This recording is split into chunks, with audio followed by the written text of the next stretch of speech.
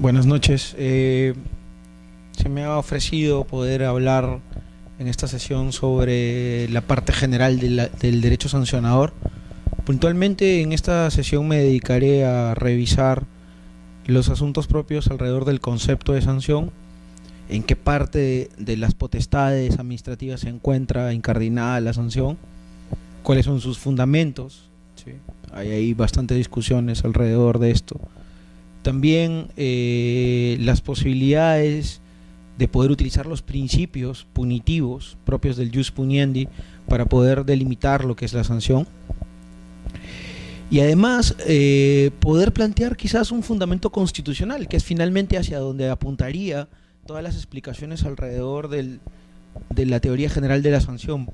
Porque finalmente, como todo en el Estado del Estado de Derecho, todos los institutos existentes tienen que reconducirse hacia la Constitución, en donde encuentran origen, cobertura y posibilidades de existencia. No se puede hablar del derecho sancionador si es que antes no hay algún presupuesto constitucional que lo sostenga. Dicho esto, debemos partir por una cuestión previa.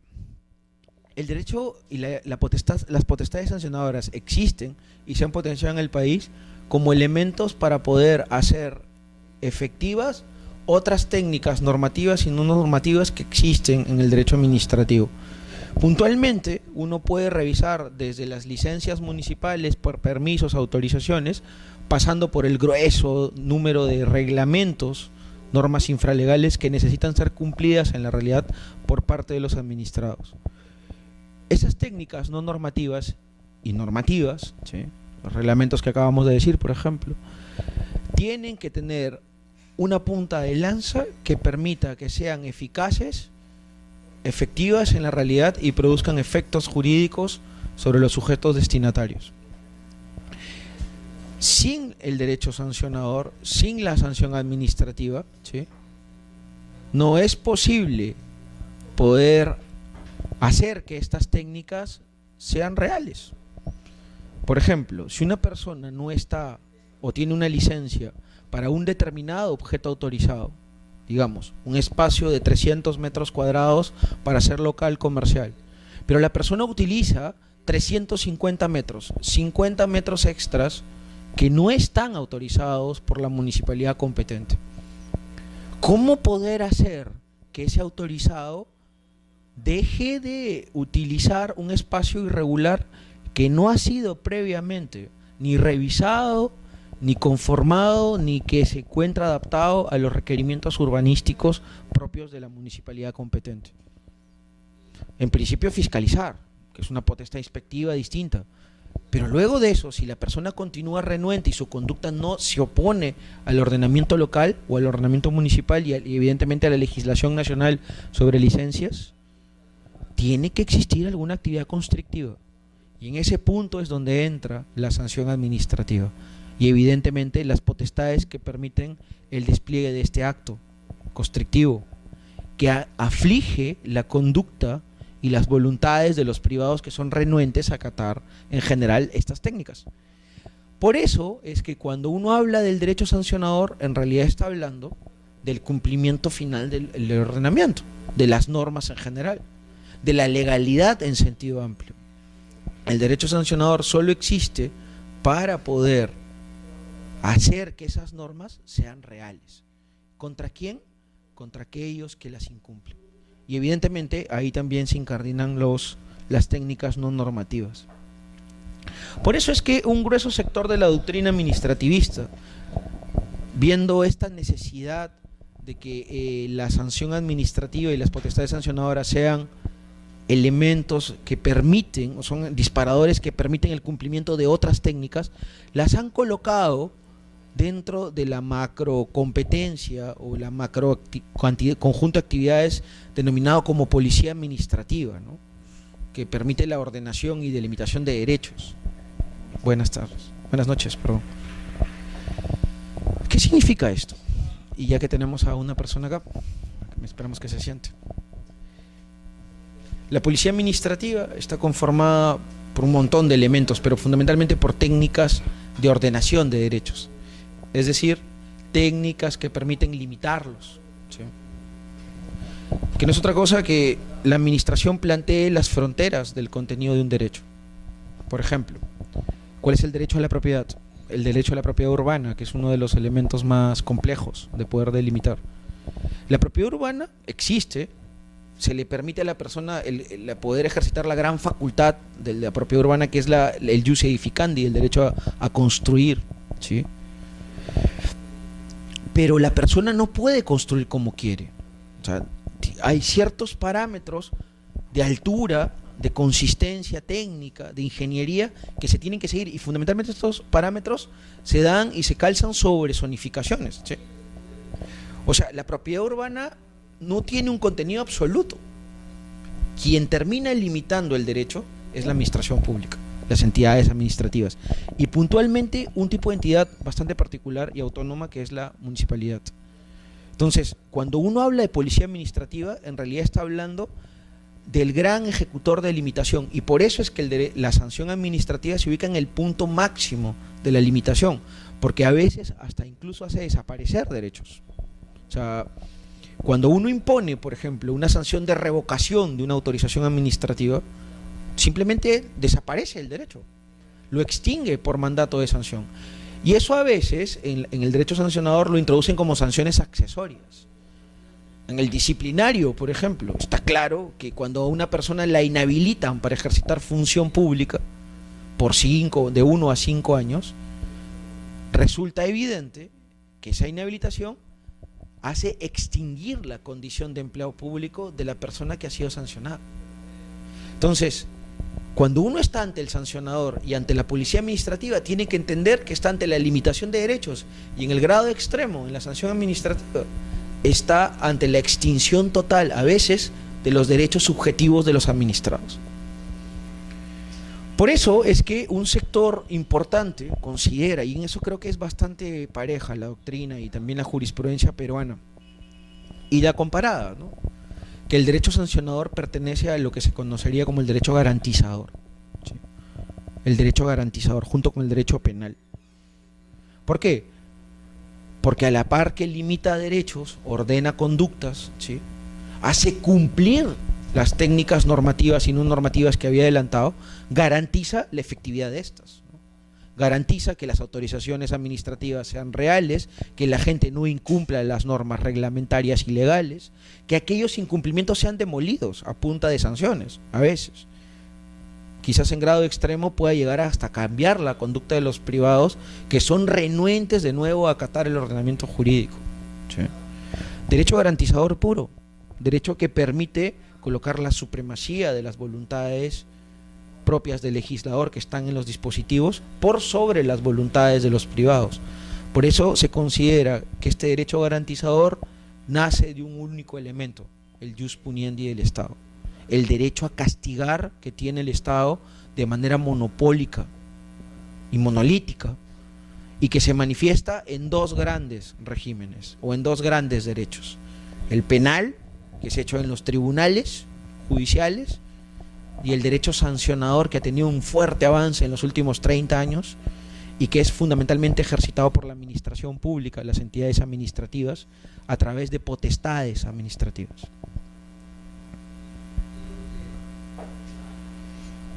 Si tiene una duda, usted me lo dice, ¿eh?, sin problemas.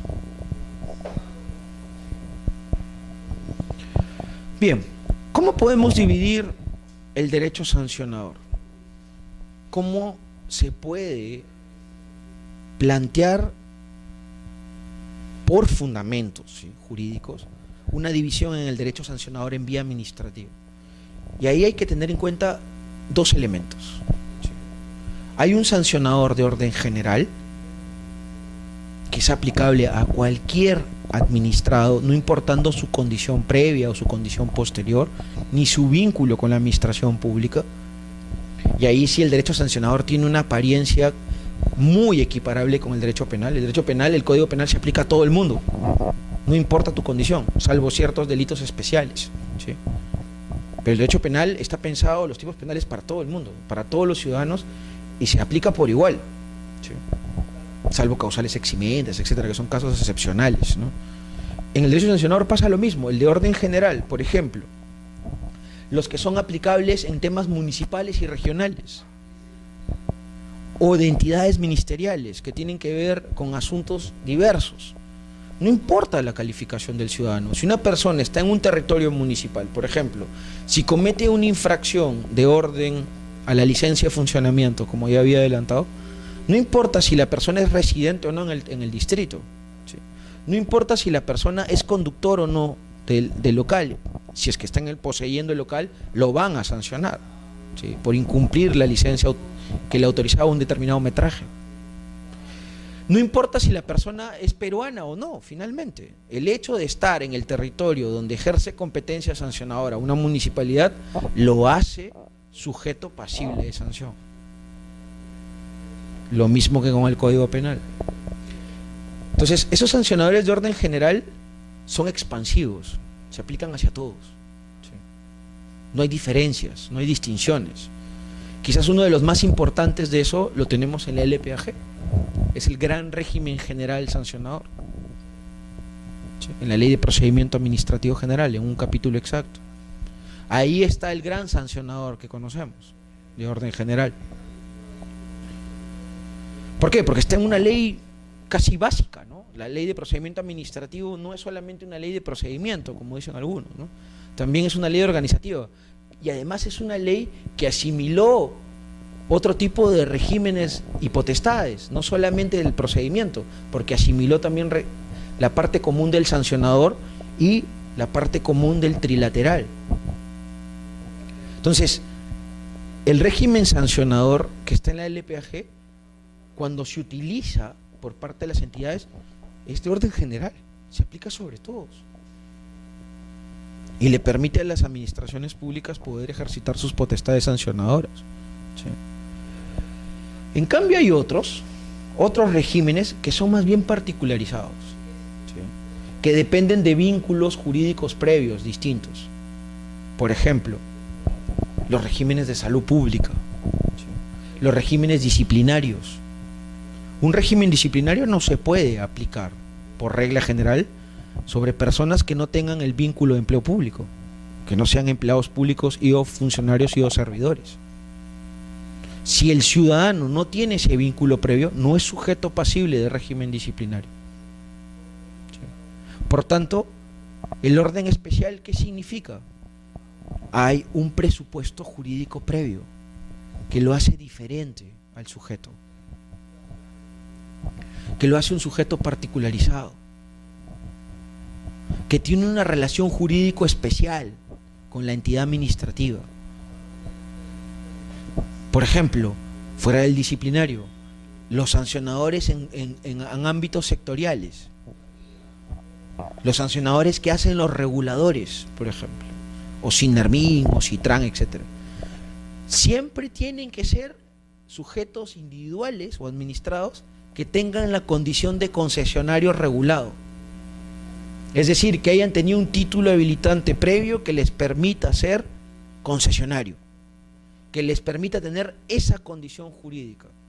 No cualquier privado puede ser sancionado por SINARMIN o CITRAN o cualquier otro organismo regulador. Cuando ejercita esas potestades, por tanto, intenta solo descubrir las actividades de ese sujeto particular en específico. Esos son los sancionadores de orden especial, que en el caso peruano, en el derecho peruano, han ido aumentando de una manera exponencial. Cada vez más la legislación ha ido aprobando más sancionadores de orden especial. Se pueden contar ya casi por 50 o 60 en leyes sectoriales. Miren, el último que ha habido es el sancionador que ha aparecido en el tema del aseguramiento universal en salud, que se ha construido alrededor de las reformas que promueve el gobierno en el año 2011 para fortalecer un organismo nuevo, un organismo público nuevo que se llama SUSalud. Bueno, SUSalud, a partir de la habilitación genérica que dio la ley en el año 2012, luego con un decreto legislativo, creó un RISPAC, un reglamento de procedimiento administrativo sancionador. Ese RISPAC se convirtió en el último régimen sancionador de orden especial que apareció, porque solamente se dedica a revisar sujetos que actúan bajo el marco del aseguramiento universal en salud, y sobre esas conductas disfuncionales es donde ataca el RISPAC y se somete por ende al procesamiento sancionador a esos que son fundamentalmente sectores asistenciales y hospitales públicos. ¿Sí? Bueno, pero como esos han crecido en sectores como la energía, la minería, ¿sí? En sectores como los recursos forestales, y se ha potenciado, por ejemplo, muchísimo el llamado sancionador ambiental, que está a cargo de la OEFA, ¿sí? Y que ha tenido un desarrollo muy grande, incluso con la creación de un tribunal administrativo ambiental que se dedica a revisar en segunda instancia los recursos que se puedan interponer contra los actos sancionadores que se impongan contra esos sujetos cualificados. Entonces, la legislación sectorial nos trae sorpresas todo el tiempo, porque va creando regímenes de orden especial, y por tanto la persona que se quiera dedicar al derecho sancionador tiene que tener un fuerte fundamento en el sancionador de orden general, pero tiene que conocer las particularidades de estos sancionadores de orden especial, que a partir de unos principios comunes, ¿sí?, como vamos a ver luego, tienen ciertas conductas y procesamientos diferentes. ¿Sí? Incluso algunos sancionadores de orden especial crean tribunales administrativos, con lo cual se generan precedentes y todo un conjunto de fuentes jurídicas que particularizan ese régimen sancionador. Si tienes una duda, me la dices de nuevo, para parar un rato.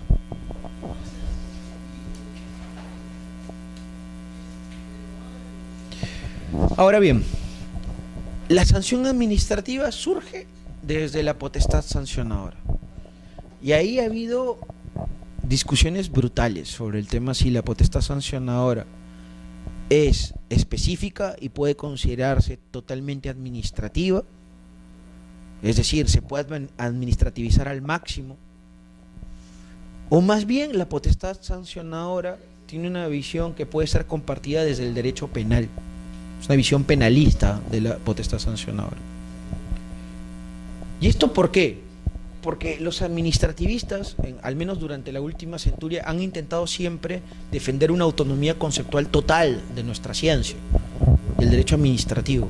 Y en esos intentos hay cierto tipo de potestades públicas, como la sancionadora, que han intentado llevarla a un extremo de especificación máxima, tratando de alejarla de algunos sectores jurídicos que ya habían desarrollado lo mismo, pero adaptado a sus necesidades, ¿no? El derecho penal tiene más de 300 años, un poco menos quizás, desarrollando y construyendo doctrina e institutos jurídicos para poder hablar del castigo, el procesamiento del castigo y el ejercicio del jus puniendi del Estado, y en su momento del antiguo régimen, ¿no? Entonces, el derecho penal lo que hizo ya lo tenía muy construido, ¿no? Pues eso uno tiene que entenderlo. ¿Por qué? Porque el derecho no se puede ver como una ciencia que tiene sectores compartimentalizados. Es decir, que no se puede comunicar el administrativo con el penal, al menos a mi modo de ver, o el administrativo con el derecho comercial o el derecho civil. Hay puntos de conexión, porque son indispensables, porque el derecho responde a un caso fáctico en la realidad, el cual no diferencia entre sectores jurídicos, ¿sí? No diferencia el supuesto fáctico si esa parte es comercial, civil o administrativa. Tanto es así que en el caso del derecho administrativo ha habido muchas confusiones, porque aparecen sujetos propios del derecho administrativo que terminan utilizando el derecho privado, ¿sí? Por ejemplo, las empresas públicas, o las propias entidades administrativas terminan utilizando también el derecho civil. Hacen contratos de arrendamiento, plantean la necesidad de poder utilizar contratos en general atípicos del derecho privado, ¿sí? En el propio derecho de las concesiones, por ejemplo, aparecen posibilidades de otorgamiento de contratos propios del derecho mercantil, como el joint venture, por ejemplo. O en el de endeudamiento público, que es un subrégimen de la administración financiera del Estado, aparece la posibilidad de poder utilizar instrumentalmente derecho bursátil. Yo no creo que haya imposibilidad de hacerlo. El tema es cómo se entiende esa relación, ¿sí?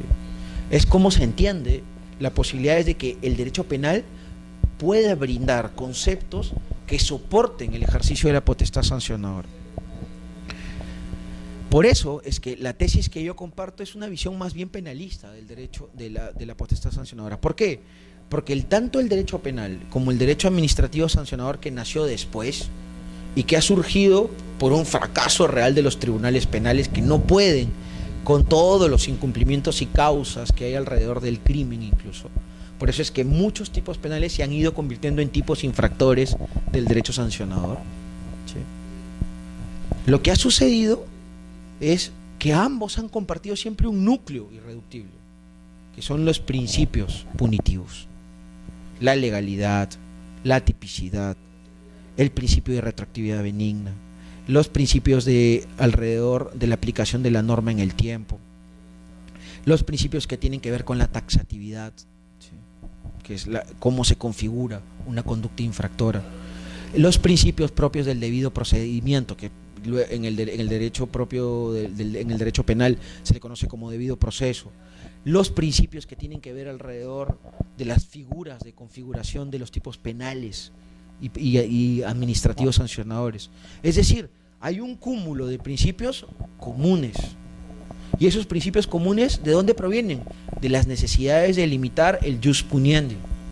Porque da lo mismo que la potestad que se utilice sea jurisdiccional para poder castigar un crimen, ¿sí?, que la potestad que se utilice sea administrativa para poder sancionar un tipo infractor.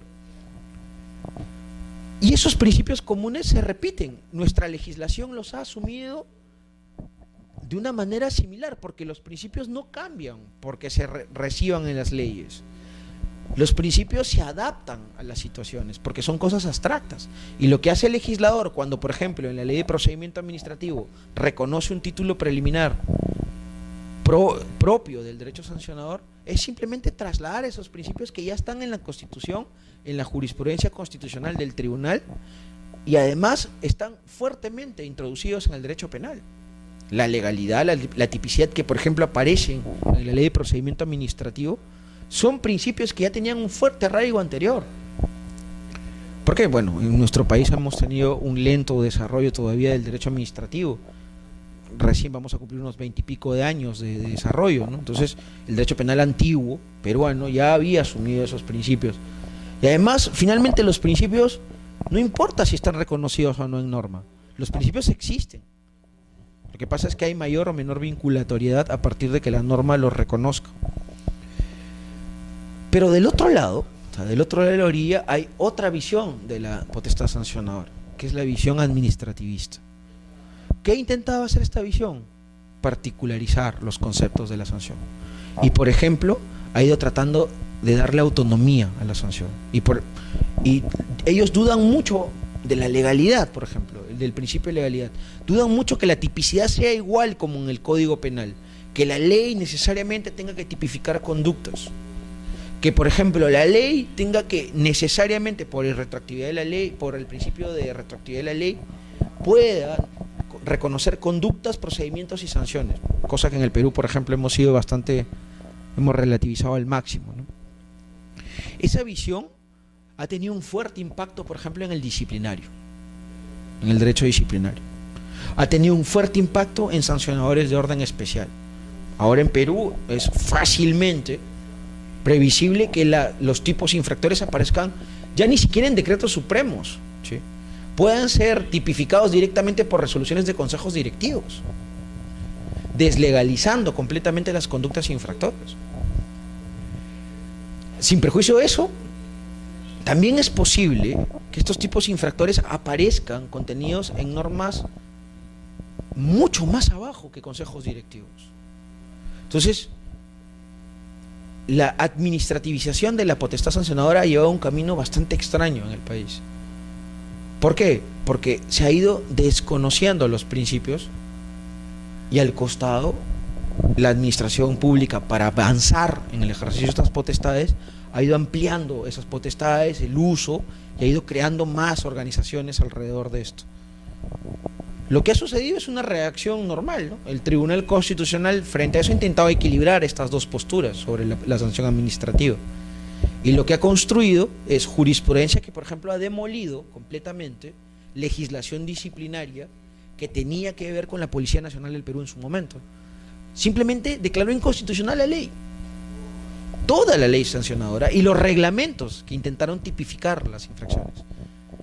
Pero esa jurisprudencia que era avanzada y que intentaba dar mayores garantías al derecho sancionador, luego decae porque la jurisprudencia del Tribunal Constitucional es oscilante, no sigue un mismo rumbo en derecho sancionador. A veces reconoce la valía del principio de legalidad al máximo, a veces no. A veces plantea la tipicidad que debería ser siempre planteada por ley y luego la reconoce en otra sentencia. Entonces, nuestro tribunal ha intentado darle garantías al sancionador, ha intentado construir, por ejemplo, la idea de un plazo razonable para el ejercicio de la potestad sancionadora, cosa que en nuestra actualidad, en la actualidad del sancionador de orden especial, por ejemplo en OEFA, es bastante discutible. Es bastante discutible que teniendo una cantidad de días amplia para poder procesar a un administrado, no exista la necesidad de poder acabar y dar por extinguido un procedimiento luego que se ha vencido ese plazo. ¿Sí? Bueno, el tribunal se ha ido tratando de pronunciar sobre el tema con un par de sentencias al menos, que han intentado plantear la idea de que cualquier procesamiento punitivo, incluyendo el derecho sancionador, debe tener un plazo razonable. ¿Sí? Y un plazo razonable implica un plazo máximo para el procesamiento, lo cual en derecho penal es una cosa normal. ¿Sí? Es una cosa normal. En derecho sancionador, en cambio, existen expedientes que pueden estar abiertos 2, 3 años de procesamiento. Es inadmisible el tema. Entonces, como notarán, esas tesis están en confrontación en nuestro país. Se sitúan contrapuestas y van enfrentándose una frente a la otra. Todavía no se puede hablar de que hay una tesis o totalmente penalista o totalmente administrativista sobre la potestad sancionadora peruana, porque esa confrontación va a tener que ser delimitada en algún momento a partir de asumir toda la experiencia que hemos venido acumulando en los últimos 20 años sobre derecho sancionador y poder plantear a futuro, creo yo, una tesis equilibrada, donde existan al menos ciertos visos de legalidad, que eso es lo más importante, y donde el legislador cumpla un papel, ¿no? Un papel para la seguridad jurídica de los involucrados, en donde ese legislador al menos pueda señalar claramente en la ley las conductas infractoras básicas, ¿sí? Las sanciones básicas y el procedimiento mínimo que se tiene que establecer por régimen sancionador. Y luego los reglamentos que se produzcan, bueno, puedan ir detallando y completando las cosas necesarias. Pero las tres cuestiones adelantadas tienen que estar contenidas en leyes. Si no, realmente la inseguridad en la que vivirían los administrados es fuerte, porque los reglamentos no son tan estables como una ley. Los reglamentos pueden ser cambiados inmediatamente y se pueden cambiar las reglas de juego. Tratar de que estas tres cuestiones sean incluidas siempre en reglamentos genera inestabilidad, genera inseguridad jurídica a los administrados. Y eso se está notando ahora. Se está notando cuando los propios tribunales administrativos terminan extirpando cosas anómalas. ¿Sí? Entonces, esa es una reflexión en la cual deben recaer todos. No hay todavía una tesis mayoritaria. Lo penal, la tesis penalista de la potestad sancionadora está en un franco conflicto con la tesis totalmente administrativista de la misma potestad pública. Ese conflicto, ¿cómo se terminará dirimiendo? Lo más probable es que por algún precedente del Tribunal Constitucional se termine asumiendo el tema. ¿Le quedó claro? ¿Alguna duda? ¿Cómo se llama usted? Jessica.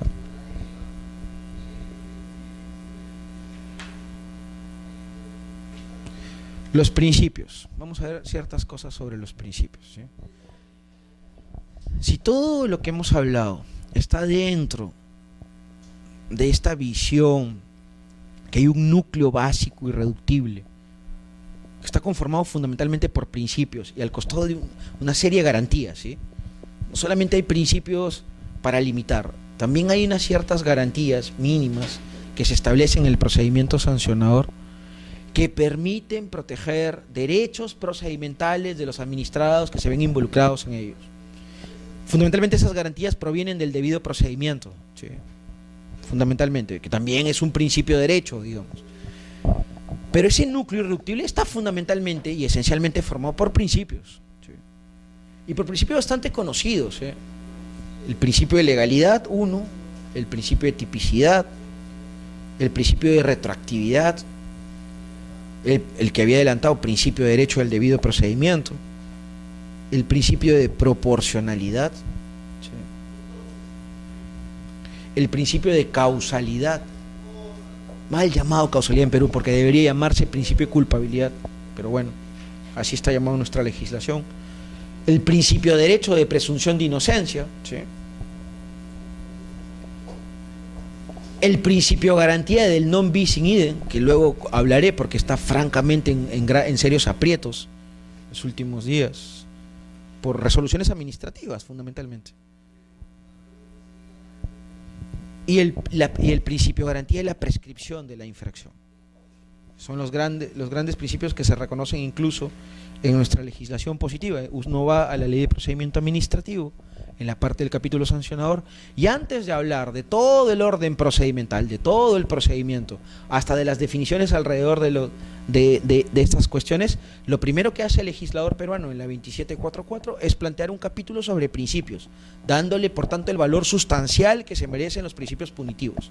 Ahora, estos principios no son nuevos, no tienen origen en la ley de procedimiento administrativo, tienen una larga data, no solamente en la doctrina comparada, sino también en los fundamentos nacionales. Las fuentes nacionales sobre estos principios han tenido mucho éxito en la jurisprudencia penal, en la jurisprudencia del primer Tribunal de Garantías Constitucionales y evidentemente en la jurisprudencia del actual Tribunal Constitucional, ¿sí? Sin perjuicio de eso, también existe mucha data, muchos datos sobre estos principios en los pactos internacionales de derechos humanos en los cuales el Perú forma parte, y que por ejemplo tienen un fuerte componente jurisprudencial en las sentencias de la Corte Interamericana de Derechos Humanos, que han impactado sobre ciertos principios que estamos hablando. Entonces, los principios que vamos a tratar no son ni nuevos, ni excepcionales, ni raros en nuestro derecho. Ahora, que los operadores no los quieran usar y luego se vean sometidos a problemas ante las sedes judiciales es otra cosa, ¿sí? Que los empleados públicos sientan que pueden desconocer los principios o las garantías que producen ciertos principios, ese es otro tema. Y la inaplicación antijurídica de principios en casos concretos que necesitan de estos es una violación del sistema de fuentes del caso. Y si violas el sistema de fuentes, evidentemente el que corrija esa decisión se va a dar cuenta del déficit de fuentes. Entonces, los principios son fuentes de derecho, y cuando están en leyes reconocidos positivamente, son fuentes vinculantes que necesitan ser aplicados. El gran problema de los principios, y creo que esa es una tara nacional, es que no están correctamente ejecutados y aplicados por los operadores. Porque cuando se aplica un principio, no se puede hacer la idea de que solamente es una regla que se puede trasladar directamente a un caso, como si fuera una regla matemática, ¿no? 2 más 2 es 4. No. Un principio tiene un contenido abstracto. Es un contenido bastante flexible, en el cual pueden malearse y entrar diversas opciones de respuesta. Entonces, tú lo que tienes que hacer es traer el principio desde el cielo hacia la tierra, de arriba hacia abajo, tratar de que el principio en su concepto abstracto sirva para poder aplicarlo al supuesto fáctico, sirva para hacerlo descender. El principio de legalidad tiene un contenido muy extenso, porque habla de la previa habilitación normativa para poder ejercitar potestades públicas, permitiendo que la administración pública solamente pueda hacer lo que la ley mande. Bueno, de ahí ya tienes muchos subconceptos. Depende del caso, por tanto, el supuesto fáctico, para que ese principio se ordene hacia el caso. Igual es la retroactividad, igual es la tipicidad, que incluso tiene subprincipios que surgen. Entonces, lo que no se puede hacer es realizar esta actividad anómala que, a mi modo de ver, apareció en el Tribunal Constitucional peruano en algún momento, que es simplemente citar literalmente los principios para fundamentar una decisión. No, eso es errado. Tratar de copiar íntegramente un principio y decir que eso se está violando, por ejemplo, si dicen, me están violando el debido procedimiento, y copias el principio de derecho que aparece reconocido en el EPG como fundamento de tu recurso, eso no puede ser aceptable, porque tú tienes que decir, ¿Qué parte, qué garantía exacta del debido procedimiento se está violentando? ¿Qué se está violentando? El plazo razonable, las fases exactas del procedimiento, el órgano competente para gestionar el procedimiento, las posibilidades exactas de recurrir, la facultad de contradicción, que forma parte del derecho a la defensa, la posibilidad de motivar decisiones, el derecho a ser escuchado. Un montón de derechos forman parte del debido procedimiento. Y por tanto no podemos hacer simplemente la alusión genérica de que se viola ese macro derecho, principio. Eso es una fórmula muy errada que, como repito, fue introducida por jurisprudencia constitucional y ha sido seguida también por la jurisprudencia judicial. Los jueces comunes simplemente citan literalmente principios, sin decir cómo se ordenan al caso. ¿En qué parte de los fundamentos justos de ese principio, justos por naturaleza, puede servir para argumentar y justificar un caso en concreto y su solución jurídica? Por eso, cuando hablamos de principios, lo que hay que conocer es su concepto, pero saber cómo su mecánica interna permite poder justificar un supuesto exacto. Justificar un supuesto exacto, hacer calzar el supuesto fáctico con una parte del principio. Eso es la fórmula real para poder utilizar esta fuente de derecho. Hacerlo de otra manera, lo que produce es una solución errónea o unos fundamentos antijurídicos. Empecemos por la legalidad. Es el principio básico del derecho sancionador y en general de cualquier tipo de derecho garantizador o punitivo, ¿sí? Cuando uno habla de legalidad tiene que verla desde dos planos: la legalidad en visión formal, ¿sí?, en vista formal, por la cual se exige reserva de ley, ¿sí?, para poder producir conductas infractoras y sanciones. Y evidentemente esas conductas tienen que estar previstas previamente a la imposición de cualquier castigo o sanción.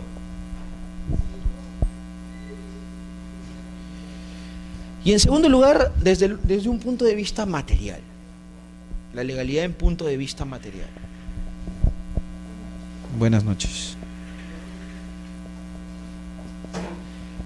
¿Qué significa desde el punto de vista material? Que la ley vigente tiene que predeterminar esas conductas, ¿sí?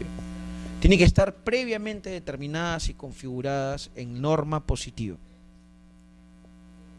No se puede castigar por conductas, acciones o omisiones que no estén contenidos en un dispositivo, ¿sí?, en un dispositivo. En Perú está clarísimo eso. Lamentablemente tenemos ciertas brechas en esos temas. A veces se utilizan los llamados tipos en blanco, ¿sí?, tipos en blanco, que son ¿qué?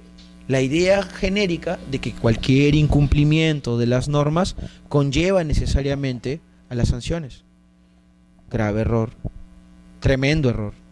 Los tipos en blanco simplemente llevan a la idea de que no hay taxatividad, llevan a la idea de que no hay predeterminación normativa de la conducta.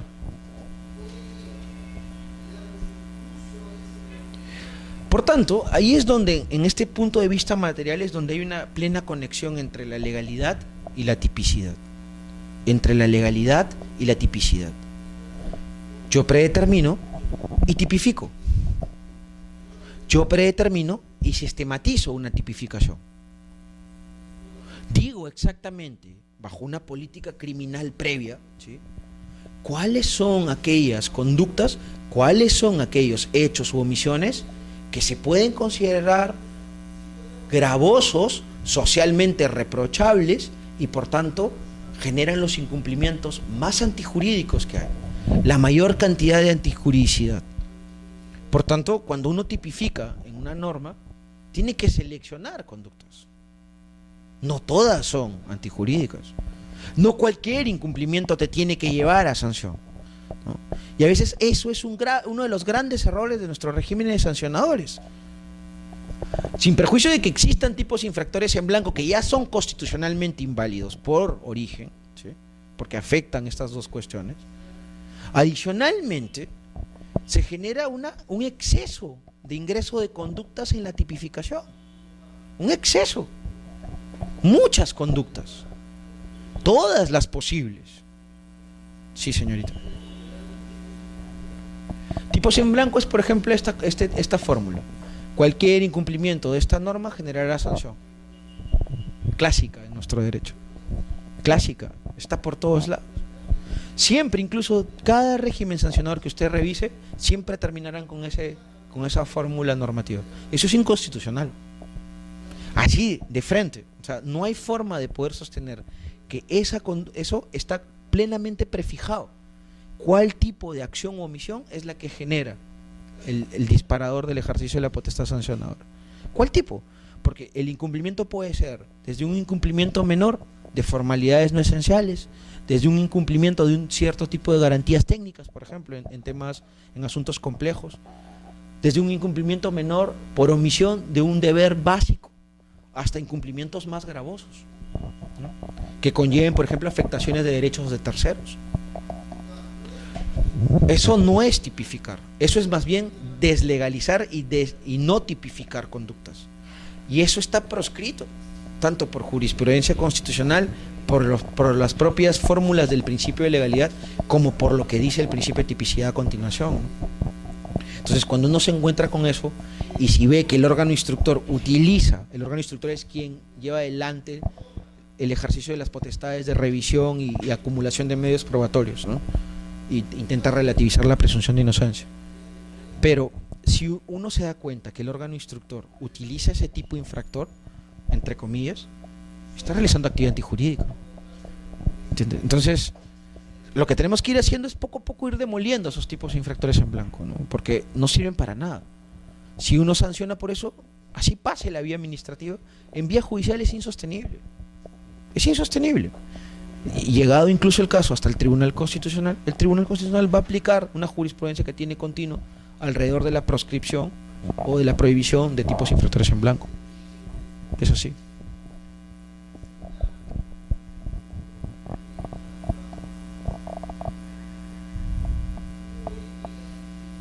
Ahora, ¿de dónde proviene esta visión material, esta perspectiva material del principio de legalidad? Bueno, está en la propia Constitución, ¿eh? El 2.24d de la Constitución habla de que nadie será procesado ni condenado por acto o omisión que el tiempo de cometerse no está previamente calificado en norma, en ley. La Constitución habla de ley, pero evidentemente se tiene que hacer una interpretación extensa de la garantía, ¿sí? Puede ser también en reglamento, en el caso peruano es así, de manera expresa e inequívoca. Clarísimo, ¿no? De manera expresa e inequívoca. Tú tienes que decirme cuál es lo antijurídico, de qué se me va a castigar previamente. No puede surgir de la nada del asunto. O sea, tú no puedes crear casuísticamente, caso por caso, conductas infractoras, que a veces también pasa. Es lo que se conoce como tipificación ex novo, tipificación de cero, sin dispositivo de respaldo previo. ¿Sí? Tenemos tipos en blanco, tipificaciones ex novo. Ahora, no solamente la Constitución se queda en esa parte de la visión material de de que las conductas infractoras estén contenidas en un dispositivo previo, también dice a continuación que no se puede castigar por penas no previstas en el dispositivo. O sea, no es solamente la sanción, sino su correlato. Por eso es que yo hablaba, la ley tiene que tener al menos 3 cosas mínimamente garantizables para los administrados: conductas infractoras, tipos infractores, sanciones aplicables a esos tipos infractores y unas mínimas bases del procedimiento que servirá para procesar. Porque la Constitución lo plantea así, es la visión material del principio de legalidad. ¿Sí? Tratar de construir algo al contrario y empiezas mal.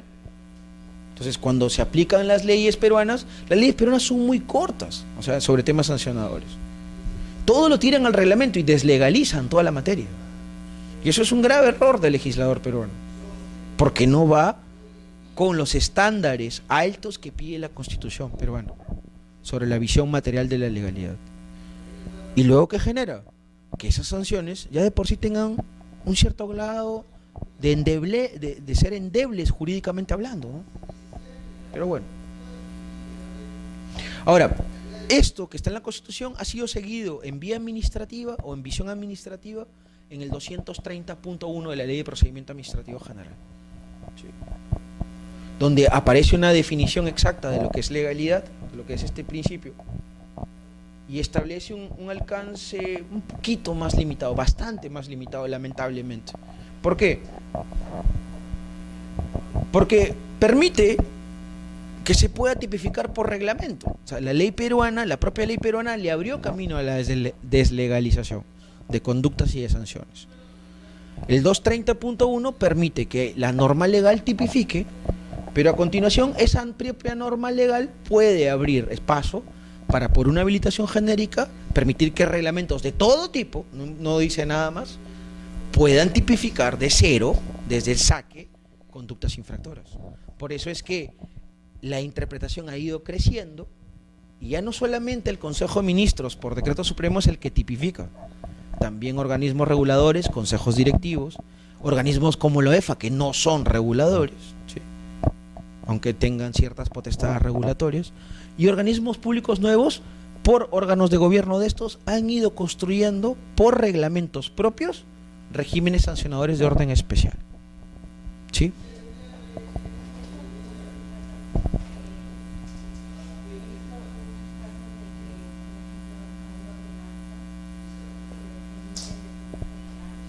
Sí.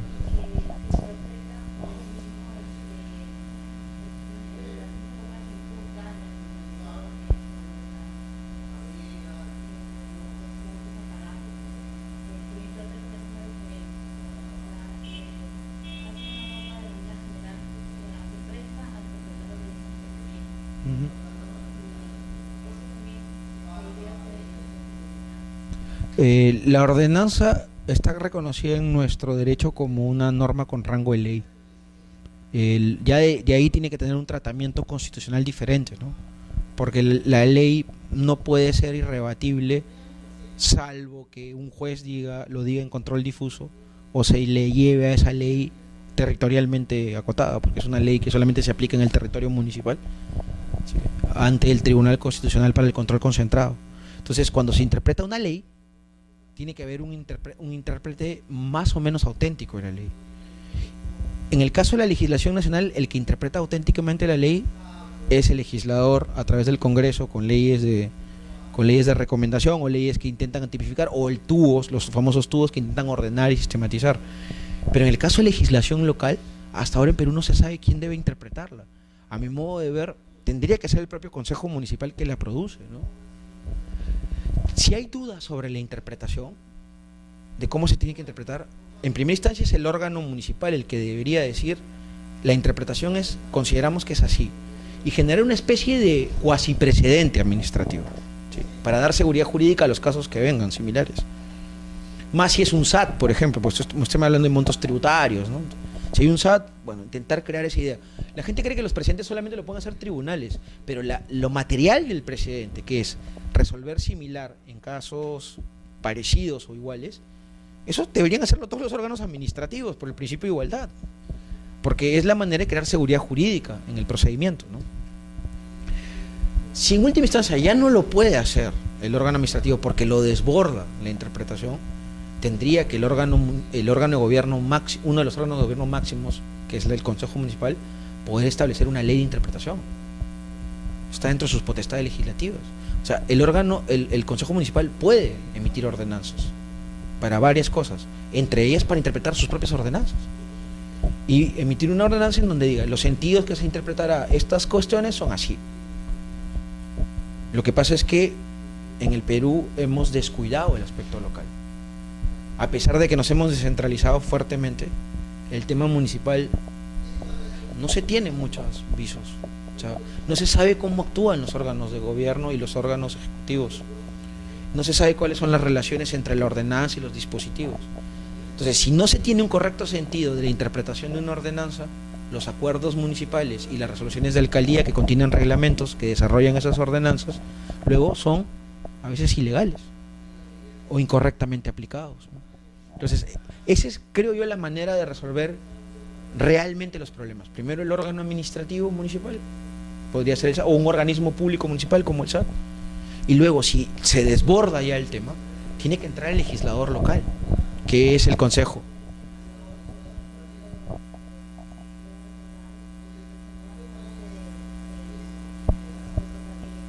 Sí, claro. Claro, y hasta la nomenclatura es errada, porque ¿cómo puedes dejar sin efecto una ley? O sea, las leyes se derogan, las ordenanzas se derogan. Igual son las ordenanzas regionales, ¿no? O sea, hasta en la nomenclatura tenemos errores, porque las ordenanzas se siguen considerando actos, no son actos administrativos, son normas, y normas legales, territoriales. Igual son las ordenanzas regionales.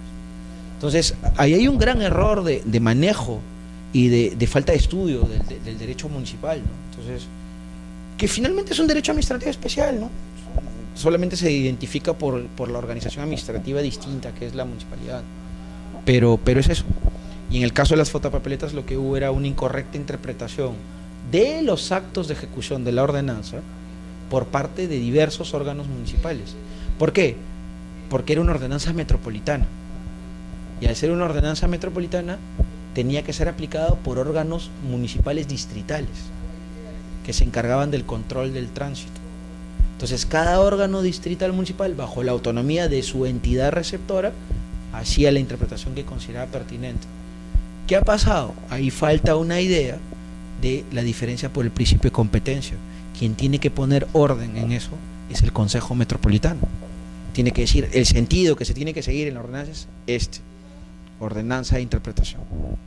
Como lo hace el Congreso a veces, o como lo hace el Tribunal Constitucional también a veces. Lo que pasa es que en el caso municipal no hay Tribunal Constitucional posible, salvo que la ordenanza sea impugnada, ¿no?, a través del proceso de inconstitucionalidad. El segundo principio es el principio de tipicidad. Sí, el principio de tipicidad. Es una manifestación, el principio de tipicidad es una manifestación de la legalidad, como ya había adelantado, ¿sí?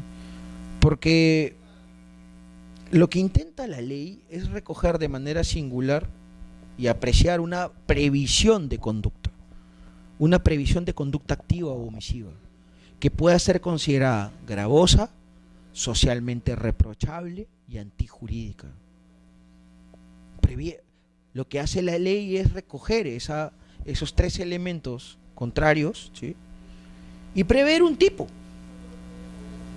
infractor.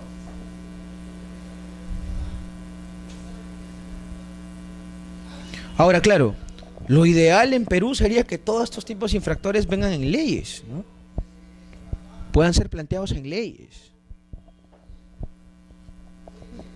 Y digamos, debería ser así en leyes del Congreso, ¿no? En el caso de los ámbitos locales y regionales deberían estar planteados en ordenanzas. Algunas lo han hecho, ¿eh? Hay algunas ordenanzas municipales y regionales que contienen entre comillas, de nuevo, utilizando mal la denominación, reglamentos sancionadores, ¿sí?, cuando en realidad son leyes que contienen regímenes sancionadores, no reglamentos que están contenidos en leyes, lo cual es una antítesis en sí misma, es una antítesis total, ¿no?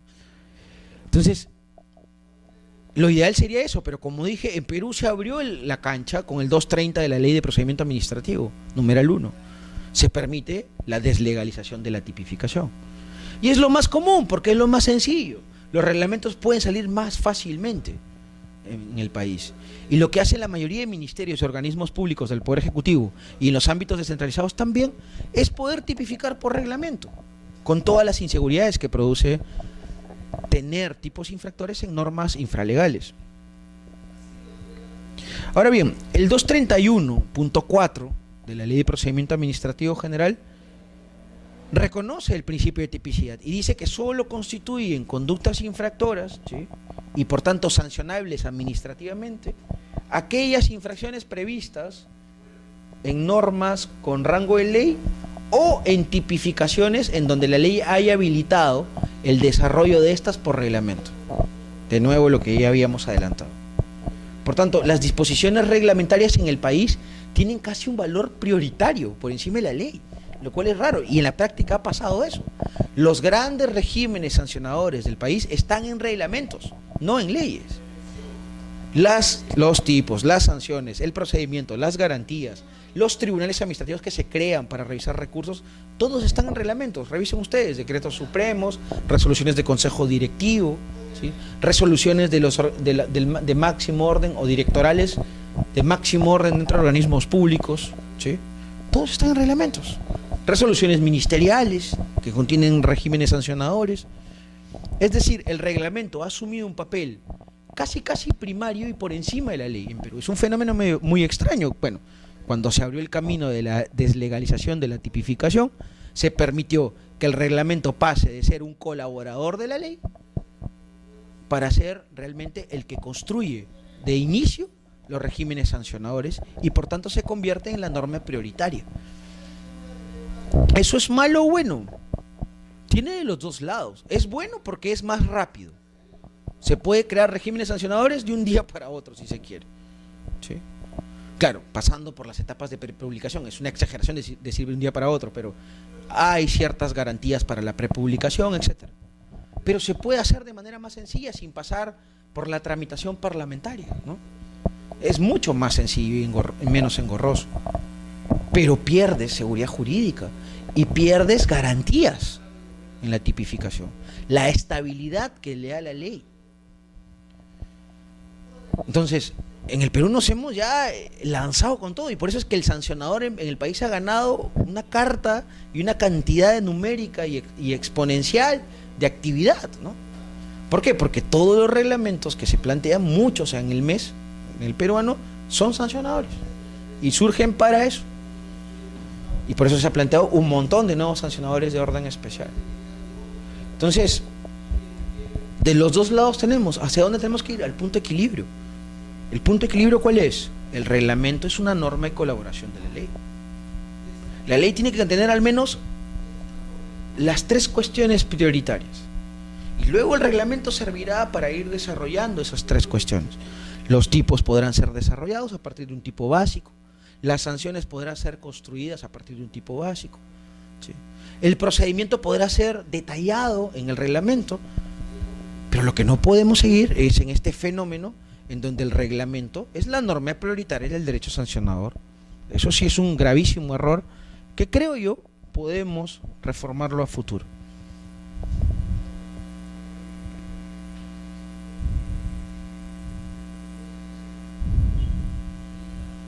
Ahora, el grado extremo de todo esto es que los reglamentos lleven, como ha pasado por ejemplo con ciertos reglamentos disciplinarios, hacia una reconducción a la nada de las garantías, ¿eh?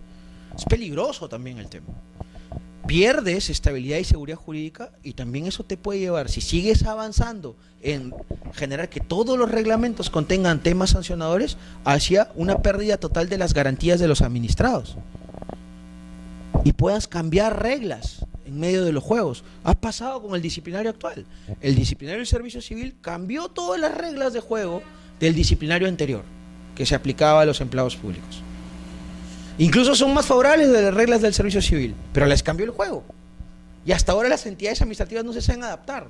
Eso debió ser planteado por ley y con una vacatio legis para que se adapten en el tiempo, con un espacio de aprendizaje para poder aplicar el nuevo régimen, cosa que en el Perú no nos gusta hacer en las transiciones. Nos gusta aplicar todo de frente, como si más rápido fuera mejor. Y evidentemente con todas las taras que implica tipificar por reglamento. Sí. El principio de retroactividad, el tercer principio. En el Perú está claro que por constitución, ¿sí?, no se puede aplicar retroactivamente las normas. Es un principio de aplicación temporal de los dispositivos. Pero en el caso sancionador vas mucho más allá. Porque así como no se puede aplicar las normas desfavorables hacia atrás, sí que se puede aplicar las normas sancionadoras más favorables hacia casos pasados antes de la puesta en vigencia de esto. Es lo que se conoce como retroactividad benigna. ¿Y eso está pasando en dónde? En los periodos de transición. Había una antigua norma disciplinaria y una nueva norma disciplinaria. Si la antigua norma disciplinaria se le estaba procesando a una persona por conductas procedimentales, ¿sí?, por ciertas conductas referidas al procedimiento, y la nueva norma no contiene ese tipo de infractor, esa nueva norma se aplica al caso antiguo. Con lo cual, se tiene que archivar el procedimiento. Debería archivarse.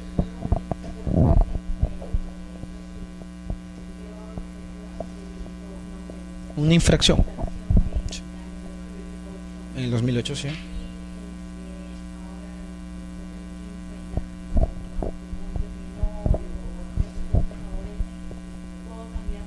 Claro, porque la norma nueva, eso es retroactividad benigna, si sus efectos menos constrictivos tienen que aplicarse al caso antiguo. Y el procedimiento tendría que seguir utilizando estas nuevas reglas más favorables para el administrado. Y esto tiene que ver no solamente con el principio de retroactividad benigna, que es una de las, digamos, de las perspectivas de la retroactividad, ¿no? La prohibición general, ¿cuál es? No se aplican normas anteriores. No se aplican normas posteriores sobre casos anteriores. Eso es una retroactividad básica que aparece en la Constitución. Pero la perspectiva que estamos hablando es una de las perspectivas más garantistas, ¿no? Las normas posteriores que sean más favorables se aplican sobre supuestos antiguos.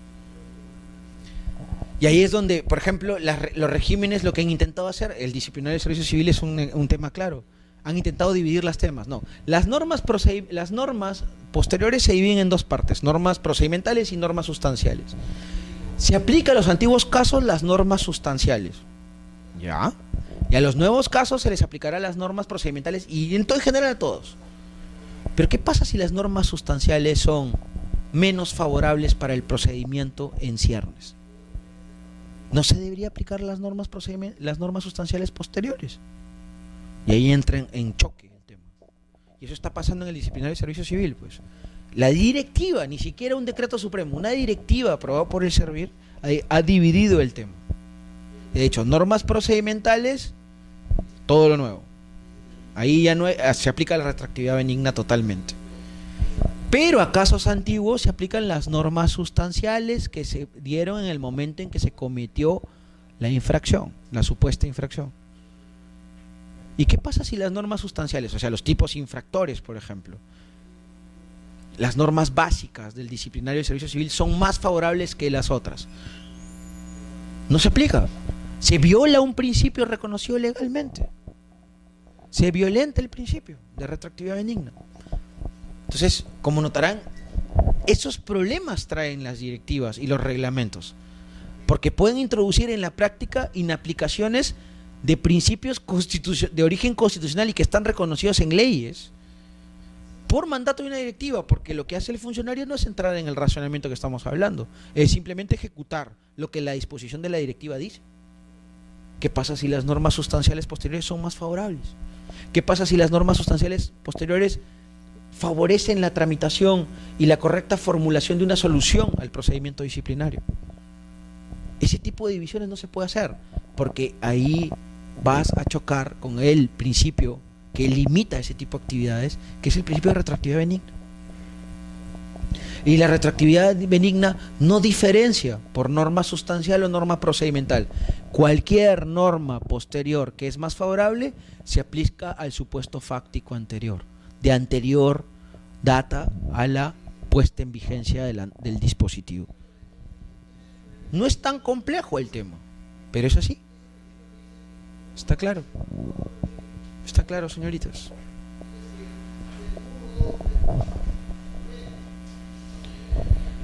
El principio del debido procedimiento.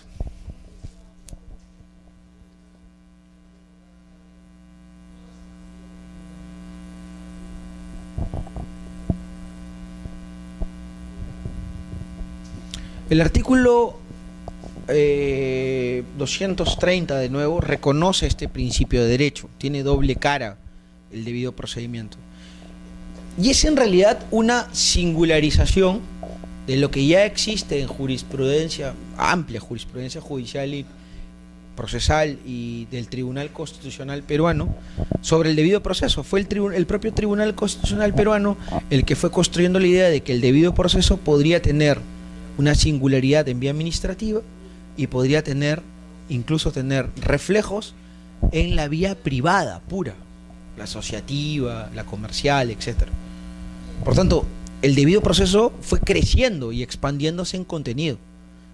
Partió como parte solamente de los procesos judiciales y ahora se ha ido introduciendo como un macro derecho y macro principio en la vía administrativa, en el procedimiento administrativo, con una serie de garantías y subprincipios que limitan las potestades administrativas, en este caso sancionadoras, y a continuación se ha seguido el camino de que el debido procedimiento también tenga un reflejo en la vía privada, en el ejercicio de derechos como la libertad de asociación, la libertad de empresa, en la toma de decisiones de órganos societarios, etcétera, que implican pues previamente un camino, que haya sido establecido en estatutos, etcétera. El Tribunal Constitucional peruano ha sido clarísimo en eso, lo expandió, lo extendió al máximo, y el debido procedimiento a su vez se construyó con la idea de un receptáculo de técnicas. El debido procedimiento no es en sí mismo algo, es un conjunto de técnicas que incluye principios sumado a garantías aplicables al administrado. En ambos casos, esas técnicas tienen efectos limitantes sobre la entidad administrativa instructora y que impone la sanción, la posible sanción.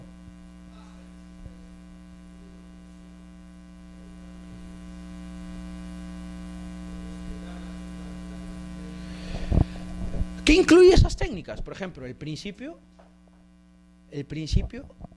a la defensa, principio de derecho a la defensa, facultad de contradicción, el principio de derecho a tener un procedimiento preestablecido. Uy, eso costó mucho en Perú. Antes, las entidades administrativas no diferenciaban entre fase instructora y fase sancionadora en sí misma. Esta previsión que nace en el 2001 en la ley de procedimiento, que dividió o bifurcó las fases del procedimiento sancionador en todos los órdenes, no solamente en el general, sino también y evidentemente en los especiales, que son la mayoría, en que haya un órgano encargado de la fase instructora y otro órgano distinto, competencialmente diferente, que se encarga de imponer la sanción. ¿Por qué? Por temas de neutralidad y objetividad. ¿Para qué? Para que el procesamiento tenga mayores niveles de seguridad jurídica.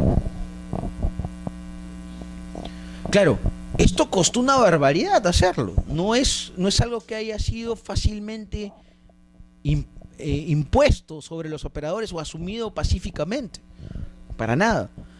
Los operadores, fundamentalmente empleados públicos, costó que en la estructura organizativa de las entidades se dividiera el asunto y pudieran surgir dos órganos distintos. Y hasta ahora cuesta. Hay muchos órganos que camuflan, ¿sí?, internamente esa división cuando deberían ser órganos completamente separados, que no se comuniquen entre ellos o que no dependan de un solo jefe o unidad máxima, ¿sí? Claro, del titular dependerán todos, porque jerárquicamente es así, pero, por ejemplo, y volviendo al tema del disciplinario de servicio civil, que la unidad de recursos humanos esté en la gerencia de recursos humanos y sea el gerente de recursos humanos quien resuelva, creo que no se adapta mucho a esta división estructural que plantea la LPAG, ¿no? Y ese es uno de los grandes errores que ha cometido, por ejemplo, el disciplinario de servicio civil. ¿Para qué? Para faltas graves, ¿sí?, en el procesamiento de faltas graves. O, por ejemplo, que en faltas leves del propio disciplinario sea el propio órgano empleador del sujeto el que instruya y sanciona a la vez, también en lo absoluto tiene nada que ver con esta garantía de la división estructural, ¿sí?, y organizativa.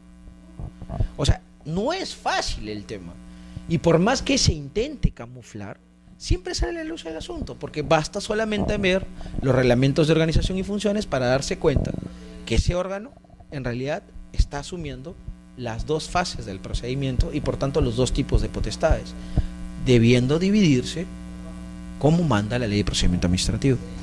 Y asumado eso, hay otros principios como el plazo razonable, hay otros principios que tienen que ver con la defensa cautiva, otros principios que tienen que ver con el impulso de oficio de los procedimientos sancionadores, la posibilidad de poder contradecir medios y, por ejemplo, eliminar algo que en el derecho del control es todavía un vía crucis para las personas que se ven procesadas, que es la llamada prueba predeterminada. La Contraloría sigue pensando que los informes de control en un procedimiento disciplinario, en este caso el de responsabilidad administrativa funcional, ¿sí?, incluso en otros sancionadores como el ambiental también se sigue pensando que los informes de los órganos administrativos, los informes de inspección, de supervisión, son pruebas preconstituidas y predeterminadas y que tienen un valor superior a los medios probatorios que plantee el administrado que se ve involucrado en estos procedimientos. Y eso es falso. Una de las fórmulas reales para poder contradecir y tener procedimientos sancionadores bien llevados es el principio de igualdad de armas. ¿Sí? El principio de igualdad de armas. Es decir, que el órgano instructor tenga tantos medios probatorios como aporte, como pueda aportar, y que vengan de las investigaciones preliminares, de las inspecciones, de las supervisiones, ¿sí?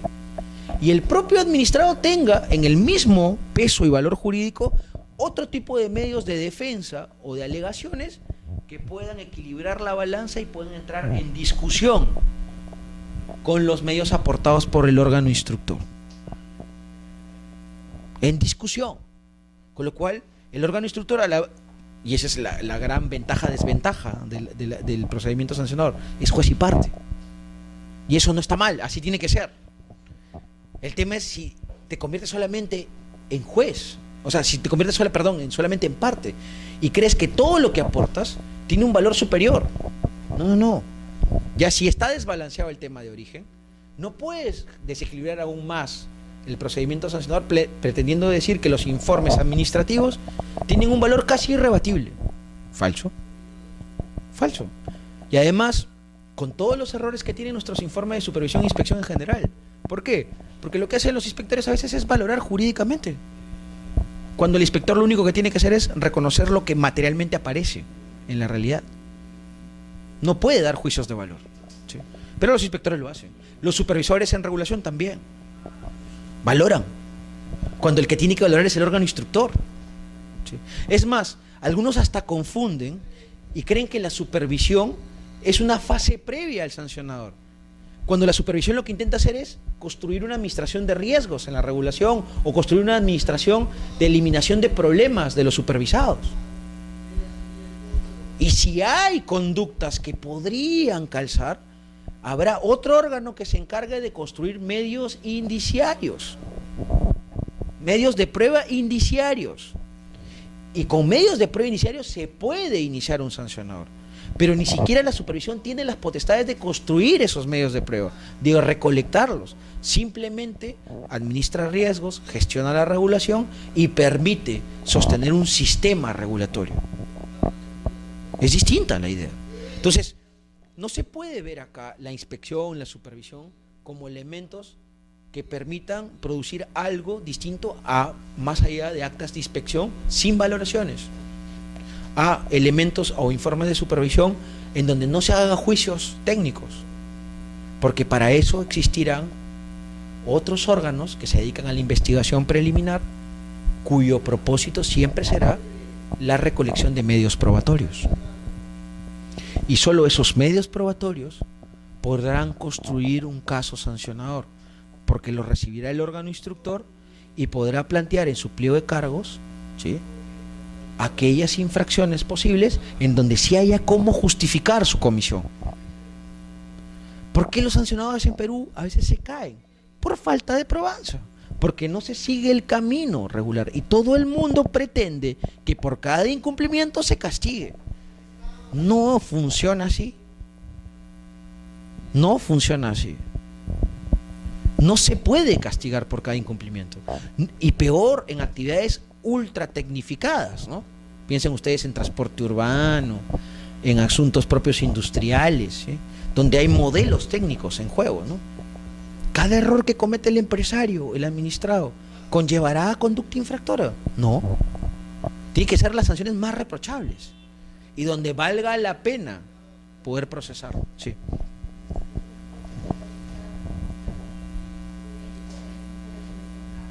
Sí.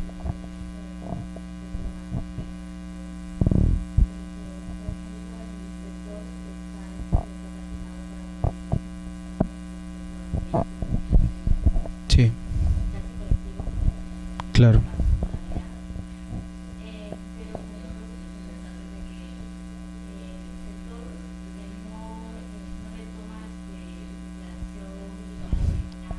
Uh-huh. Se negó, claro.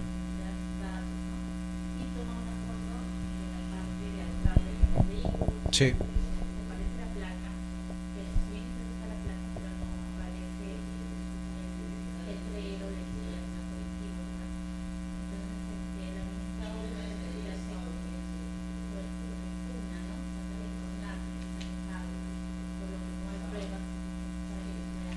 Sí.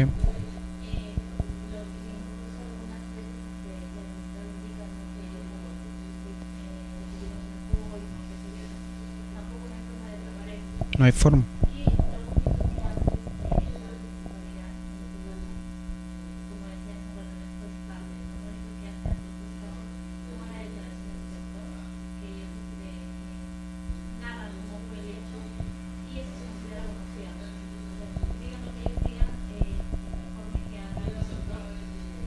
Ujú.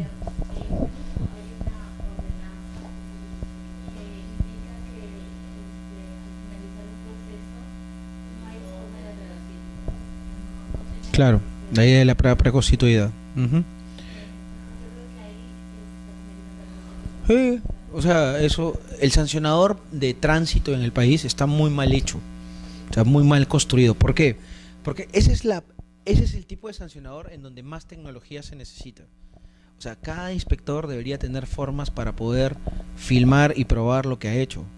Porque no hay otra manera, declaración frente a declaración. En juicio son dos declaraciones y dos testimonios de parte. Y entran en conflicto, y si chocan uno contra otro son contradictorios, pero no se prueba nada. En el procedimiento administrativo, por más que la ordenanza diga eso, en juicio eso se cae. En un contencioso eso no tendría ningún valor para poder motivar el acto sancionador. Entonces, el sancionador de tránsito ha cometido, es como el receptáculo de todos los errores sobre el tema de la igualdad de armas. ¿Por qué? Porque le da valor a una declaración testimonial y a los informes de los inspectores, y porque además mezcla la inspección con la sanción. ¿Me entiende? Entonces, y además tenemos débil, sin lugar a dudas, el tema de la revisión técnica vehicular, que ya debería ser el gran elemento de inspección y de prevención para poder construir un modelo y un parque automotor mucho más eficiente, ¿no? Con calidades técnicas y ambientales. Entonces, el inspector intenta ver temas de la estructura del vehículo, lo de vialidad y cómo respeta las reglas de tránsito, y adicionalmente cómo está el propio conductor. Entonces se convierte en un inspector, en un investigador preliminar y y impone las sanciones. Construye todo a la vez, y eso también se ha copiado para la policía de tránsito. Entonces está muy mal elaborado el tema, y lo que se tiene que hacer es fortalecer la inspección vehicular, hacer que los carros cumplan obligatoriamente eso, y aquel que no pase se va. O sea, no puede circular y punto. Y para eso se necesitan empresas concesionarias serias, ¿no? En Perú el gran problema del parque automotor está por ahí, empieza por ahí. Y en segundo lugar, poder construir una sola unidad de competencia, porque la policía de tránsito y los inspectores municipales comparten competencias en la misma ciudad, en el mismo espacio, y hasta podrían duplicar sanciones por el mismo hecho. Entonces, uno impone por el Código Nacional de Tránsito y otro impone por normas municipales de vialidad. Y eso surge por un fenómeno muy raro que hay en el país, que yo, bueno, me doy cuenta, y se da cuenta cualquier persona con 3 dedos de frente, que es, hemos abusado, el legislador peruano ha abusado de la cantidad de potestades compartidas que pueden haber entre entidades administrativas. La potestad compartida no debe ser la regla general, es la regla excepcional. Lo que más debe existir son potestades exclusivas, y eso es lo que más bien escasea en el derecho positivo peruano, en potestades, digo. En sancionador, o sea, lo que menos debes pretender es que compartan potestades sancionadoras distintas entidades. Es un caos, un pandemonio, y eso es lo que está pasando en el sancionador de tráfico y vialidad, ¿no? Llegan al caos completo. Sí. Claro, porque al final ni haces cumplir las normas. O sea, el objetivo final del sancionador, cuando empecé, que dije que era el cumplimiento de las técnicas normativas y no normativas. El tránsito en Perú en todas las grandes ciudades peruanas sigue siendo caótico. Por tanto, el objetivo del cumplimiento de normas no se da. 2. Los operadores cada vez son más renuentes a acatar las normas. O sea, se nota cada vez más violencia incluso de los operadores privados. 3. Los derechos constitucionales que están en juego tampoco se ven protegidos. La libertad de locomoción, la libertad de circulación, el derecho a un proyecto de vida, el medio ambiente urbano sano y equilibrado. Nada de eso. Entonces, si no se cumple ninguno de esos, ¿qué significa? Que casi todo está mal. Casi todo está mal. Al menos en estos regímenes sancionadores. Entonces, ¿qué se tiene que hacer? Uno de los dos va a tener que perder potestades. O la municipalidad o la policía.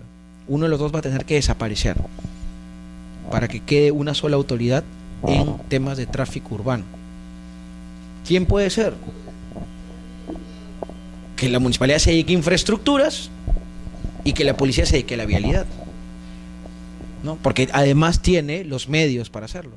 Y si necesita de colaboración de la municipalidad, pues le brindará cuarteles municipales para que haya más policía de tránsito, etcétera, dependiendo de lo grande que sean las ciudades. Pero que la municipalidad se dedique a lo prioritario, porque el transporte urbano se basa en dos cosas: infraestructura más operación. Y la infraestructura en Perú está francamente descuidada. Es eso. El principio de proporcionalidad. Ese principio tiene un alcance extraordinario, ¿eh? O sea, no se crea que solamente se impone o se aplica en la imposición de sanciones o en su archivamiento. También tiene una mayor importancia en el derecho administrativo, sobre todo por la fuerte influencia que ha tenido el principio de razonabilidad de origen anglosajón, y que, por ejemplo, en la Argentina, en la doctrina argentina, incluso ha sido catalogado como un principio matriz, ¿no? Los anglosajones, dentro de esta idea flexible que siempre tienen, plantean la idea de la razonabilidad como un elemento clave, ¿no? Y esto aparece, por ejemplo, en nuestra legislación, contenido en el artículo 230, numeral 3 de la Ley de Procedimiento Administrativo General. En el tema de sancionador, el principio de proporcionalidad ha ido imponiendo la idea de que tiene que haber una necesaria adecuación entre las conductas infractoras, ¿sí?, los perjuicios causados por estas conductas, la reiteración en estas conductas, las circunstancias fácticas atenuantes o agravantes que haya con la conducta, y la sanción que se pueda imponer o sanciones que se puedan imponer.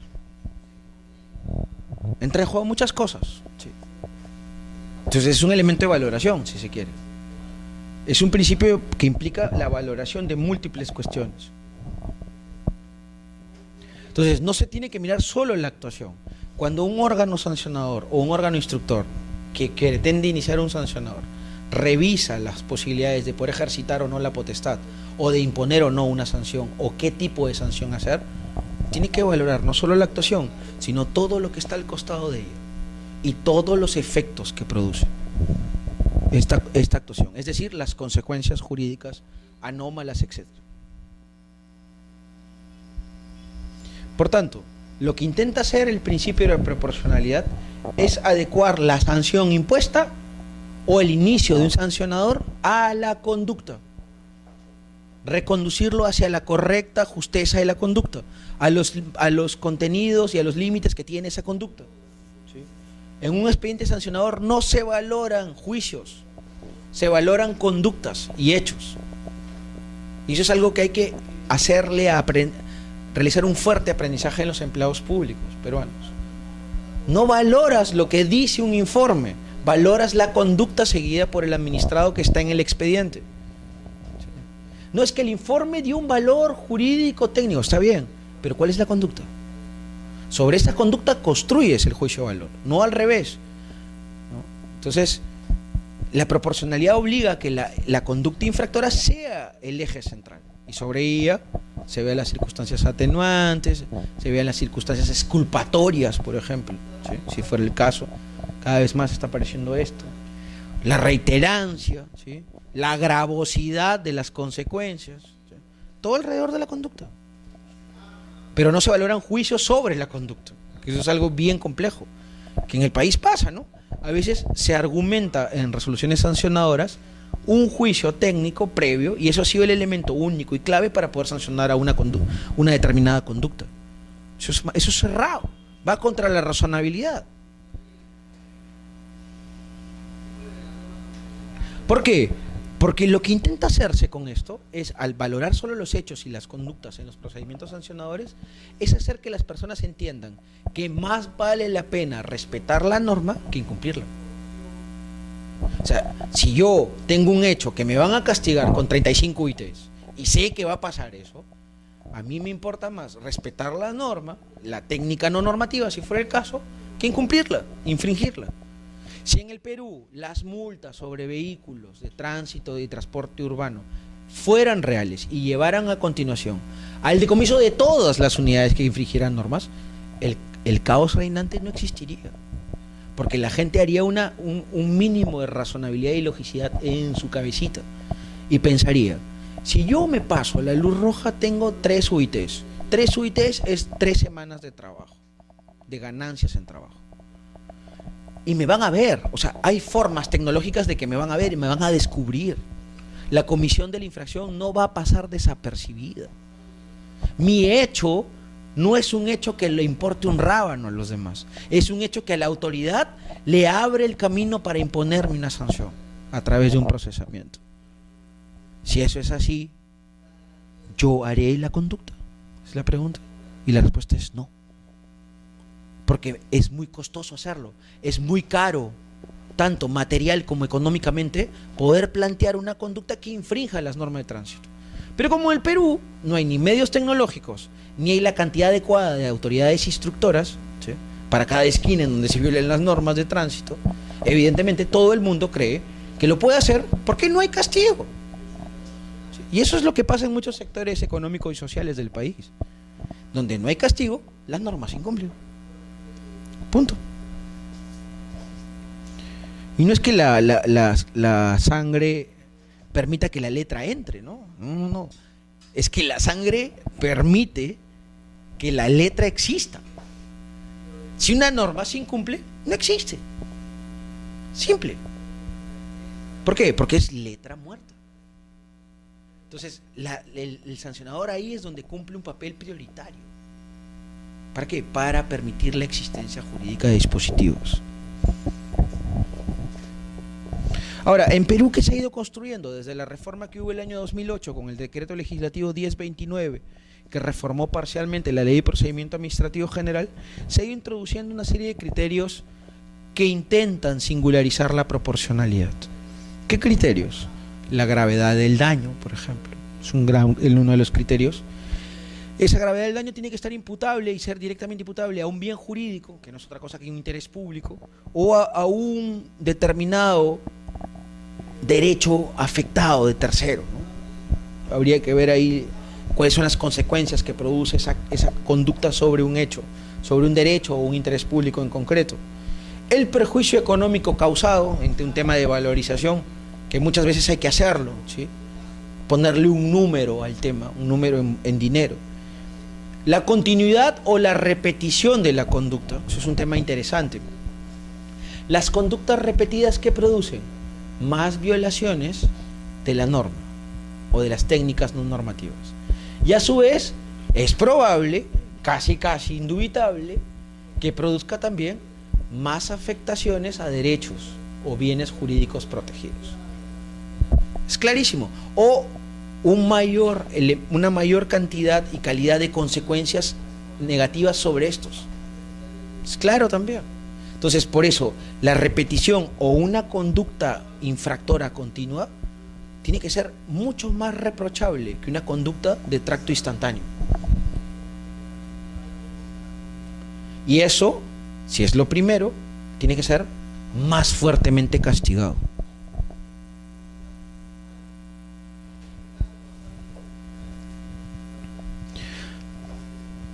Hay otro criterio que se introduce y que realmente tiene que ver, evidentemente, con el tema de lo económico, que es y por tanto no debió hacerse la diferencia, pero bueno, en Perú se ha planteado el tema, que es el beneficio ilegalmente obtenido.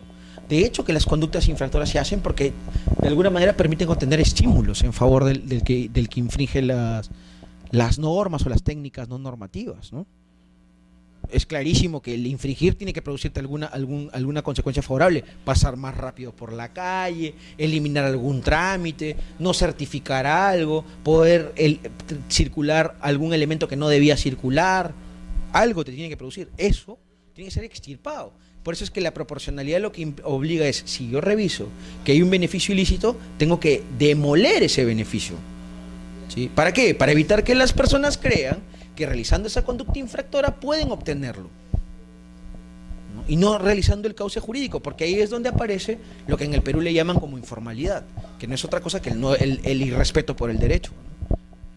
En países que ganan formalidad, son países en donde el derecho existe en la vida diaria y es parte del espíritu nacional, ¿sí?, del espíritu que gobierna la sociedad. El derecho lo gobierna. Por eso los norteamericanos dicen no es un gobierno de hombres, es un gobierno de leyes, que sería un gobierno de la Constitución finalmente, ¿no? Entonces, las sociedades de primer mundo, ¿qué son? Son sociedades del derecho. Sociedades donde el derecho permite la interrelación social. ¿Por qué? Porque los beneficios ilícitos tienen que ser atacados. Vengan de donde vengan. Y el sancionador busca eso. Y ahí es donde el derecho sancionador ha ido creando una técnica que, aunque no se le considera punitiva, sí es constrictiva, sí aflige a la persona, que es la medida reparatoria, que tiene que ver directamente con la eliminación de esos derechos ilícitos, obtenidos ilícitamente, con esos beneficios antijurídicos. ¿Sí? Bien, un último criterio de ponderación para la aplicación de la proporcionalidad, ¿sí? Un último criterio de ponderación para es la idea clara, ¿sí? La idea clara de la existencia o no de intencionalidad. Existencia o no de intencionalidad.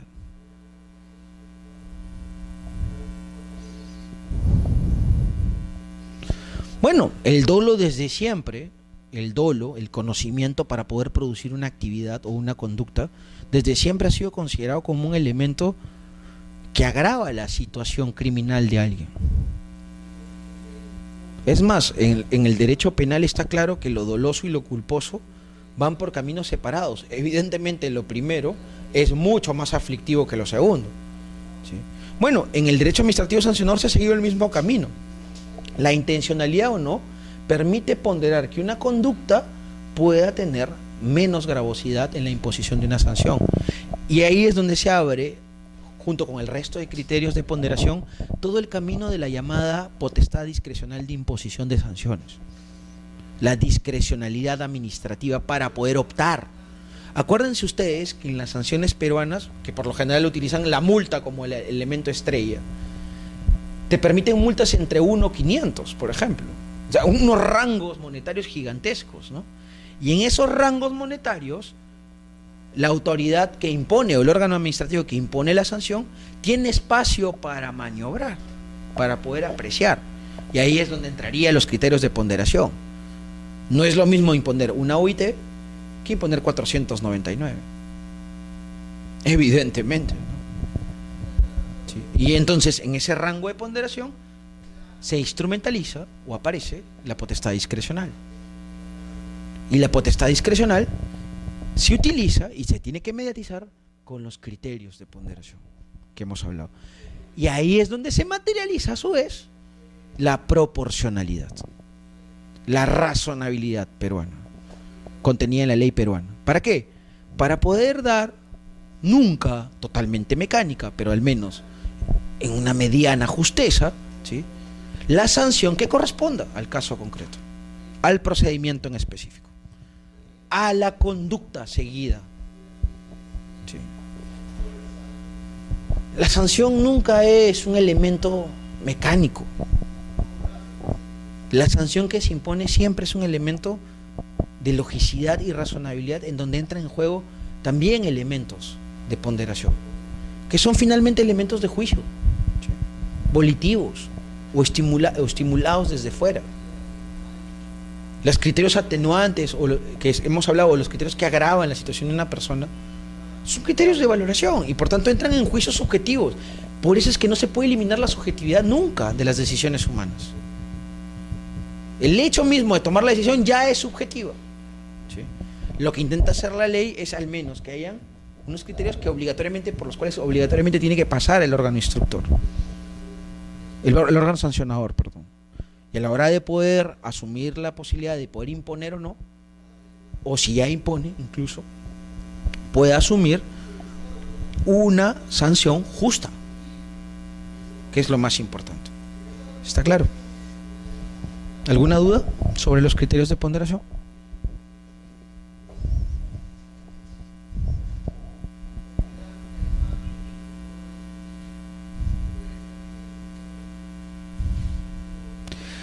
Bien, ahora, quizás el gran elemento que se ha introducido en los últimos años y que va más allá de la ponderación y la proporcionalidad es la aparición de los criterios de extirpación o eliminación de la responsabilidad. Y que debió ser un elemento que debió aparecer desde siempre.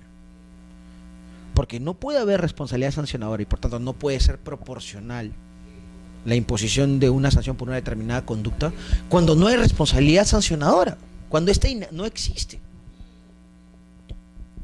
Quizás uno de los primeros regímenes de sancionador de orden especial que haya asumido los criterios de extirpación o de eliminación de la responsabilidad sancionadora haya sido el régimen de responsabilidad administrativa funcional, aunque ustedes no lo crean, el de la Contraloría. Fue por primera vez que en ese régimen se reconoció una serie de causales que exculpaban a una persona por la sola configuración de estas.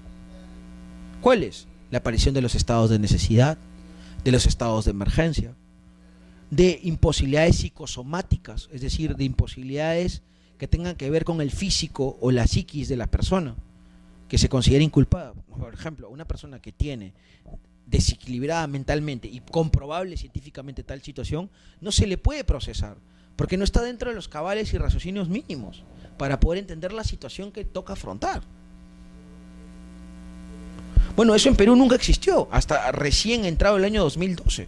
2011-2012, esos 2 años. Y evidentemente eso violaba la ponderación y el tema de la proporcionalidad y razonabilidad, porque hay situaciones límites en donde realmente, por más que se haya, entre comillas, cometido la conducta infractora, no es posible imponer sanciones, porque recaen esas conductas en estas causales eximentes. ¿Sí? ¿Cuáles son? Los que acabo de hablar: psicosomáticos, asuntos de estados de necesidad y estados de excepción, fuerza mayor o caso fortuito. Y en todos los casos se necesita comprobación como un elemento clave. Se necesita comprobación. Luego, después de ese régimen de responsabilidad administrativa funcional que reconoció por primera vez en el Perú esto, se ha ido tratando de extender el asunto, ¿no? Y estas causales eximentes han aparecido, por ejemplo, en el actual disciplinario del servicio civil, han aparecido en algunos sancionadores de orden especial como los ambientales, ¿sí? Han ido apareciendo también algunas causales, ya no por normas, pero sí por aplicación de garantías y por aplicación de tratados internacionales en jurisprudencia del Tribunal Constitucional más reciente, con lo cual se ha ido ganando carta de garantía el sancionador, ¿no? Ya no solamente hay criterios de ponderación, cuando la conducta calza y necesitas ponderar si impones o no, o un determinado rango de sanción. También se ha ido estableciendo en el país, y eso es un camino interesante, ¿sí?, importante, la necesidad de eximir de responsabilidad. De eximir de responsabilidad. Y es un tema muy bueno, es un tema de garantías, es un tema que permite decir que el derecho sancionador peruano al menos tiene la posibilidad de poder establecer situaciones extremas, fronterizas, en donde no es posible sancionar a pesar de que hay una conducta activa u omisiva real, configurada. Bien, a partir de todo esto podemos hacer unas conclusiones finales sobre todo lo que hemos hablado, porque nos faltan algunos principios, pero eso lo vamos a ver el día jueves, ¿sí?, porque ya la hora ha avanzado. Pero hagamos unas conclusiones finales, quizás con algunas preguntas que las dejo en el aire para que ustedes las puedan resolver en su aprendizaje. Primero, la sanción es instrumental. Si hemos visto hasta ahora todo lo que hemos avanzado, la potestad sancionadora tiene una visión instrumental. Sirve para que se cumplan otras técnicas. La potestad sancionadora, por tanto, no tiene carta de naturaleza en sí misma. Necesita y aparece y se le necesita instrumentalmente. 2. Pareciera que en el Perú cada vez más hay una tensión entre visión penalista y visión administrativista de la sanción. No se decanta todavía todo para un lado ni para el otro, pero me parece que como que es más garantista, como que es más importante para el ciudadano en general, que haya una visión de principios punitivos comunes, por tanto una visión penalista de la sanción administrativa y de la potestad sancionadora. ¿Por qué? Porque el derecho penal construyó las garantías y los principios desde hace años. Vive para eso. El derecho penal existe para eso. Solo existe para poder construir ideas alrededor de cómo castigar el crimen, de cómo castigar los delitos. En cambio, el derecho administrativo tiene otras cosas en que ocuparse. más allá del sancionador. El sancionador es solamente una de las tantas potestades a las cuales hay que construir regímenes jurídicos. Acuérdense ustedes que el derecho administrativo está en casi todo lo que se hace en la vida diaria. Entonces, si uno habla del derecho sancionador como si fuera un elemento capital o importante, más bien estaría complicado, ¿no? Porque si nos vamos a vivir en una sociedad donde cada paso que demos se sancione, como decía el libro de Nieto, ¿sí?, de Alejandro Nieto, un profesor español, en realidad estamos viviendo en una sociedad sobrecriminalizada, ¿no? Entonces, tenemos que utilizar los avances dogmáticos que ha tenido el derecho penal, principalmente en principios y garantías, para que el derecho sancionador tenga una carta de naturaleza más acomodada a la Constitución, que es lo que finalmente importa. Si tú tienes un sancionador que es eficaz, también tiene que ser jurídico. Nunca se tiene que olvidar de eso.